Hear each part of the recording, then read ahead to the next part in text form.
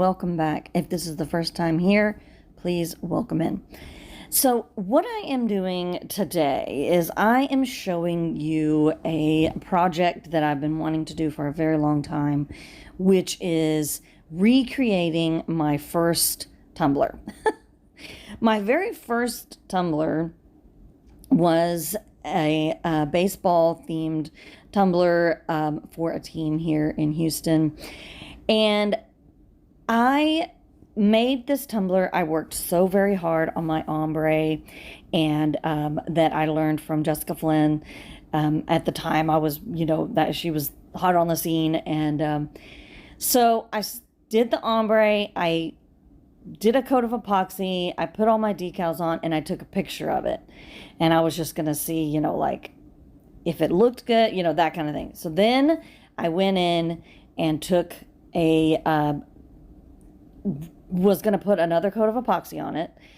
And you'll see at the very end of this exactly what happened. I can explain to you. So anyways, we are starting off with an ombre today, but what we're going to do is we are going to do a multiple glitter ombre instead of just the two ombres, because I have advanced, right? So I have learned a lot more. I've done a lot more. I wanted to really kick it up a notch as far as the colors and the style, and just that now I know how to do a lot more. And so I thought, that's what I'll do. So that's what I'm doing here. I'm taking the different colors, Panem, the swamp, I think, and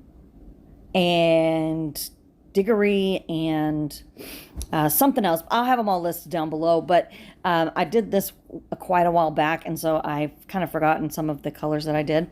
But on the top here, instead of just doing just a basic navy blue type of color, I went ahead and started off with Liberty, and I put that all on the top, just in the middle section, to kind of give it a little bit more depth.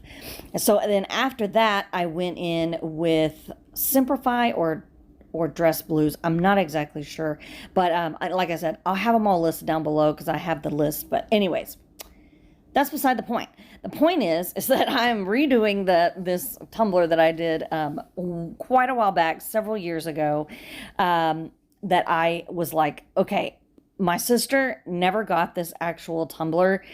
She's a huge fan. And so I thought, there's one of them, St. Jude. Anyways, so I thought, you know what? I'm going to remake it. And she really likes this style of tumbler. It really fits in her car. It works for her as far as like carrying it around. So she really likes the style. So I thought, you know what? We'll just redo it and have some fun and really show off the skills and the ability that we have now from the very first tumbler that we made. So I took my time doing that ombre, making sure that I was getting just one color at a time, really mixing them in. And that's very, very easy with all of the peachy olive glitters that I have here today. They are just so lovely to work with, and they work, especially when it comes to an ombre. They're just really, it's really hard to beat. So, but anyways, so I took the parchment paper afterwards and pressed it down to kind of get all of that glitter pushed down so that we don't have any big chunks of glitter poking out and that kind of thing. It's definitely a step that I would not pass up. I would not do it. I have not done it many times, and every time I don't do it, I'm like, why did I not do that? So just not do it, kind of thing. Anyways, here I am taking Crystal-Lac glitter glue. This was before I started mixing it with water, which 100% thank you, Mallory, for giving me that idea, because mixing it with water has been a game changer as far as the like the seal has been a lot, not that it's a lot better, it's just that I don't have as much like glue going out, it just seems to be a lot thinner, just a lot more easy I don't know. I just love it. It's working out fine. But anyways, either way, you can do it with the water or without the water. So definitely let that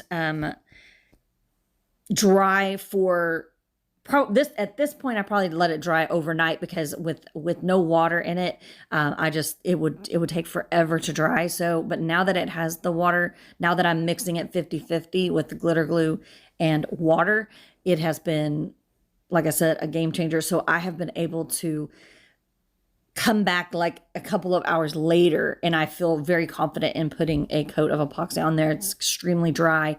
It's totally ready, as far as I'm concerned, to put on a coat of epoxy. Whereas when I was just using the glitter glue, no, I would not. I would have to wait at least a day in order to put it on there.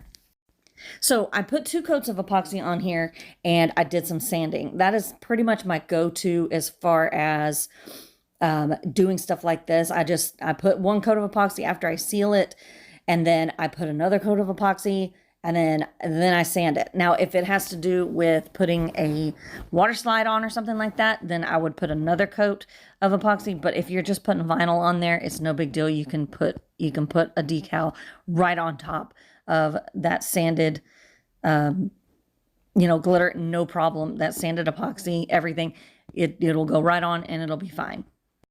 So I'm taking some of the elements that I did in the beginning, or that I did with the first tumbler, and using those as well. I am adding a little bit something different that's kind of my thing now, I guess. Not necessarily that nobody's ever done it, but just kind of my thing that I like to do.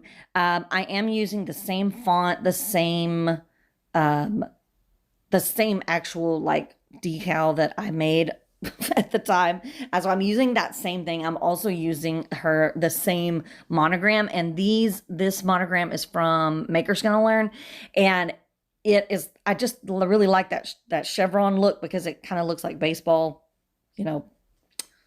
laces. Anyways, so I thought I would do that. I really like to have the monogram bigger. I like for it to cover like the whole back side or front side or whatever, but I know a lot of people don't necessarily like it, and maybe I made this one a tad bit big, but I don't know. I just really like to use up that whole space when it comes to that back side, or especially these traditional ones. I really like, and the one in the front wasn't very big, and so I just kind of wanted to use up some of that space. Anyways, that's just me. It's my personal preference. It's what I like to do. So I did another glass shaker tumbler, and I had used these elements, and I had used these elements a while back on another tumbler, and I thought, you know what, these will be so much fun when it comes to this particular tumbler. Instead of doing the leopard spots like I normally do on a lot of tumblers, on a lot of designs that I do, that everybody loves, that leopard spot look that's on the bottom part of that traditional tumbler, I thought that I would do something a little bit different. Whereas the whole theme here is like Space City and that kind of thing. And so I thought that this would be a lot of fun to do something that was, I don't know, futuristic. I mean, I guess this is such an old type of design, but it's like really kind of come back a little bit. And so I just thought that it just has that kind of Jetsons feel to it, if anybody even knows what the Jetsons are.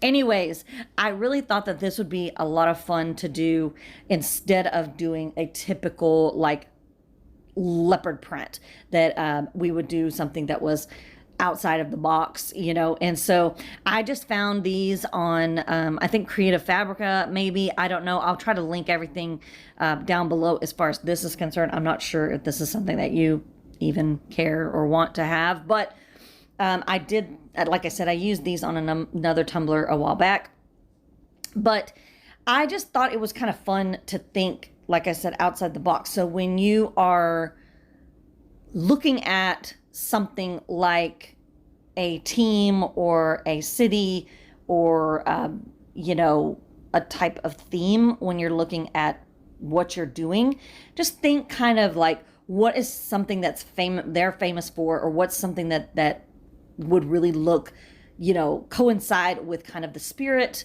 of that particular team or situation or whatever it is. You know what I'm saying? So that's kind of why I wanted to do something that was kind of a little bit different here, just to kind of show you that you don't always have to follow the exact curve. You know, you don't always have to, you know, walk the same path that everybody else is walking, and you can do something a lot of fun. Anyways, I put all these over using the opposite color, right? So the ombre was done on the bottom because there is a rainbow of type colors that this team has, and then the blue was on the top, and so I just did that on the bottom, right? So I just kind of flip-flopped it, and that's what I do a lot with the leopard print.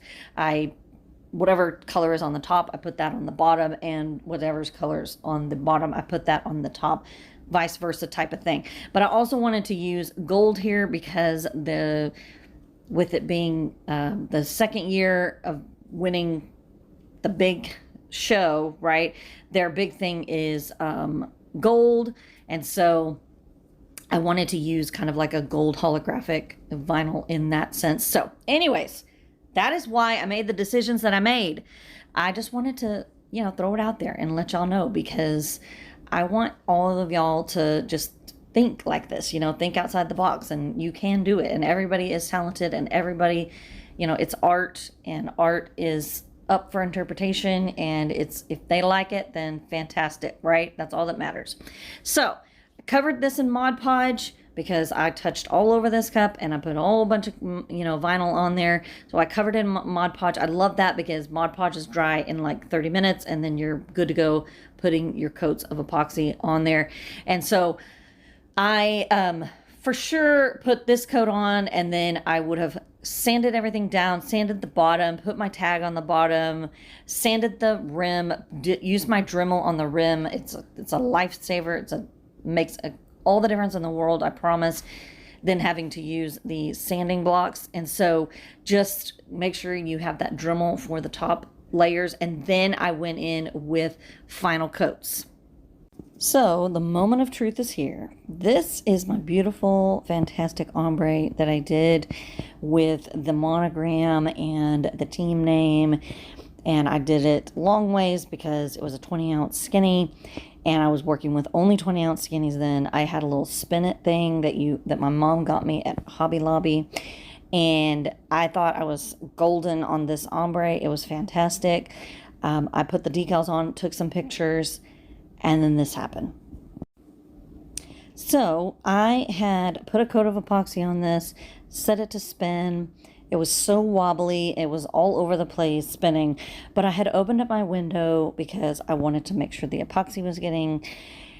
The door was open to my craft room, and my cat decided that he was going to jump up on the counter and look out the window and see what was going on, and he got attacked by the epoxy. And so I still have this cup to this day that has the cat hair on it. It has a little bit of paper towel too, because I had no idea what I was doing then, and I was trying to wipe it off, but that didn't work either. So anyways, if you think your first tumbler is bad, think again, because this is total proof that it can't be as bad as having cat hair all over it. So anyways, there is the new beautiful, new improved, and no cat hairs and much more.